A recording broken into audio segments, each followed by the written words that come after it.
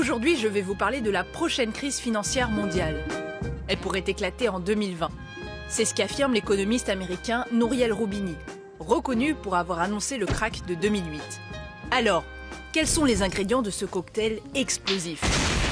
3 grosses puissances économiques dominent le monde: les États-Unis, la Chine et l'Europe.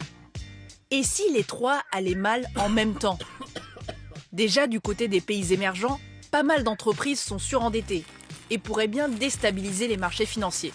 Pas cool. Aux États-Unis, ça va. Le plan de relance budgétaire booste la croissance. Sauf que... Comment ça, on a moins de sous dans notre caisse? Et oui, le déficit budgétaire américain est à son plus haut niveau depuis 2012. Cette politique est donc condamnée à s'essouffler. Et l'économie américaine avec. En plus, les États-Unis sont en guerre commerciale avec la Chine, l'Europe, le Mexique et le Canada. Les Américains sont devenus très protectionnistes. America first. Et hop, je taxe l'acier et l'aluminium. Et hop, je taxe les machines à laver et les panneaux solaires chinois.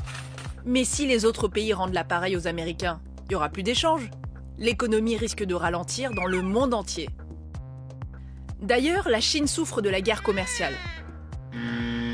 Sa croissance est au plus bas depuis 9 ans. Ses investissements dans l'industrie ne sont plus aussi rentables, sa main-d'œuvre coûte plus cher et sa population vieillit.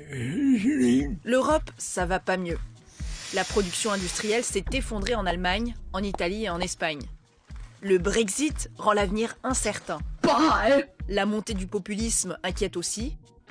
En Italie, les dirigeants risquent de creuser le déficit, alors que le pays est déjà le 2e le plus endetté d'Europe, après la Grèce. Avec ces partis populistes, ce sera dur de riposter à l'échelle européenne en cas de nouvelle crise.